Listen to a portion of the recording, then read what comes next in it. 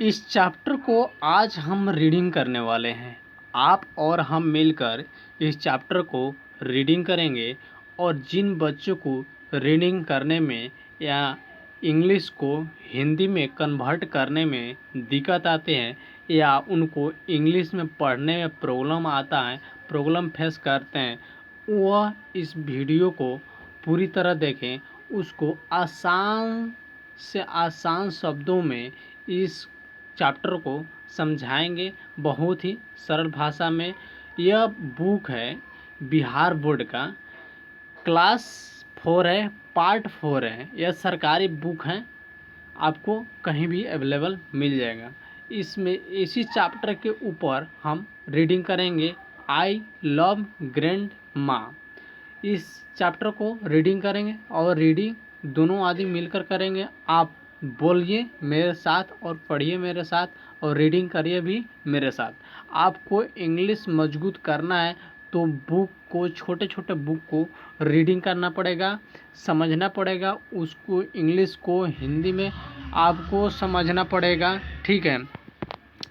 तो देखिए, I love grand माँ यानी मैं दादी माँ को प्यार करता हूँ। तो यही चीज़ आपको इस चैप्टर में समझाएंगे, उसका इंग्लिश बतलाएंगे और उसका हिंदी भी बतलाएंगे, ठीक है, रीडिंग के साथ। तो मैं हूँ गौतम कुमार और आप देख रहे हैं न्यू वीडियो सक्सेस की 77 में। वीडियो को शुरू करते हैं। तो सबसे पहले यहाँ तो दिया हुआ है चैप्टर का नाम, आई लव ग्रैंड माँ यानी मैं दादी माँ को प्यार करता हूँ, ठीक है, मैं दादी माँ को प्यार करता हूँ। तो यहाँ आप शुरू से सेंटेंस को ले, यह पाठ, यह एक कविता है, दादी माँ के ऊपर लिखा गया यह कविता है, ठीक है। तो इस कविता को हम अर्थ समझाएंगे, ठीक है, और रीडिंग के साथ। तो शुरू करते हैं, ठीक है। Grandma's eyes are shining blue through the glasses on her nose. इसका अर्थ है दादी माँ की आंखें चमकीली है, नीली उसकी नाक पर लगे चश्मे से होकर, यानी दादी माँ की आंखें चमकती है नीली, यानी नीली चमक रही है आंखें, क्यों? उसकी नाक पर लगे चश्मे से होकर, यानी नाक पर जो चश्मे लगे हैं उससे होकर आंख चमक रहे हैं, ठीक है। Grandma has the sweetest smile and the nicest smiling clothes, यानी इसका अर्थ हुआ दादी माँ की है सबसे मीठी मुस्कान, ठीक है, दादी माँ की सबसे मीठी मुस्कान और सबसे सुगंधित कपड़े, ठीक है। ये 2 लाइन आपका क्लियर हुआ। When grandma rests, I am still until she wakes up and then, यानी इसका अर्थ हुआ जब दादी माँ आराम करती है मैं रहता हूँ स्थिर, ठीक है, जब तक वह जगती है और तब, ठीक है। उसके बाद में नीचे वाला लाइन पढ़ेंगे, I run and hug my grandma dear then she hug me back again, यानी मैं दौड़ता हूँ, यानी जब तक दादी माँ बैठी रहती है, सोकर उठती है तो मैं दौड़ता हूँ और गले लग जाता हूँ प्यारी दादी माँ के, तब वह मुझे भी गले लगा लेती है। तो देखिए, यह इसका रीडिंग हुआ और इसके कुछ वर्ड है, मीनिंग है, वो आपको दिखाएंगे, समझाएंगे और अर्थ उसका भी बतलाएंगे, ठीक है। अब देखिए इनके शब्दों का अर्थ समझते हैं। देखिए, ग्रैंड मास यानी हिंदी में इसको दादी माँ की कहेंगे, ठीक है, दादी माँ की, ठीक है। ग्रैंड मास यानी दादी माँ की, ठीक है। शाइनिंग, शाइनिंग का मतलब अर्थ होता है चमकती, ठीक है। शाइनिंग यानी चमकती, यानी किसी गाड़ी को आप देखते हैं तो कितना बोलते हैं, बहुत शाइनिंग है, यानी बहुत चमक रहा है, ठीक है। थ्रू यानी से होकर, ठीक है, से होकर। ग्लासेस, ग्लासेस का अर्थ क्या हुआ, चश्मे, ठीक है। ग्लासेस यानी चश्मे। इसका रंग कहाँ है, ग्लासेस हो गया। अब देखिए यहाँ पे, sorry sorry sorry sorry sorry, ये कौन सा कलर हो गया यार।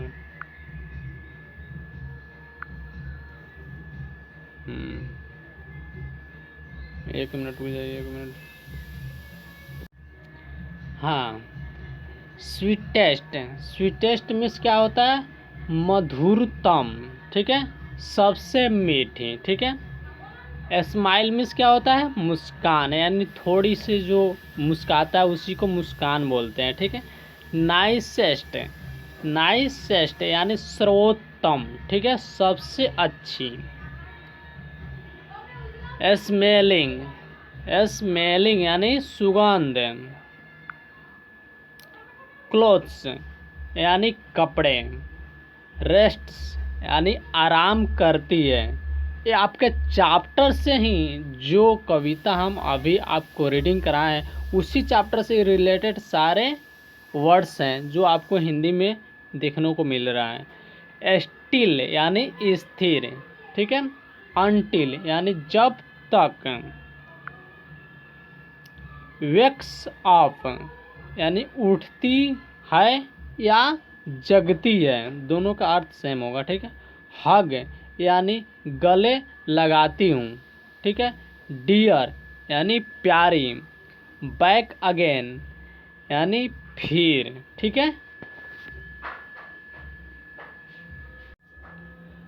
कुछ और भी ऐसे वर्ड, हग यानी गले लगाना, मग यानी प्याला, टग यानी घसीटना, श्रग यानी कंधा ऊंचा करना, बग यानी खटमल, प्लग यानी युक्त, डग यानी थन, रग यानी गलीचा, ड्रग यानी दवा, स्लग यानी घोघा, जग यानी सुराही, ठग यानी धोखेबाज। अब इस वर्ड में आपको देखने को मिलेगा सम में यू का प्रयोग किया गया। देखिए हग में यू का, मग में यू का, टग में यू का, यानी देखिए सम में यू का प्रयोग किया गया है।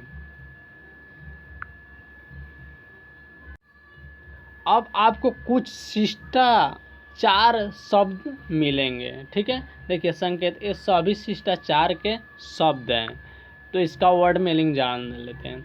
अब देखिए किसी व्यक्ति का नाम नहीं जानते हैं तो उसको कैसे बुलाते हैं। हेलो, हेलो का मतलब होता है हो, है, ठीक है। यानी नाम नहीं जानने पर किसी को बुलाना जाना, यानी हेलो। अब हो या हे बोलिएगा, हो, हे, तो उसको इंग्लिश में आप बोल सकते हैं हेलो।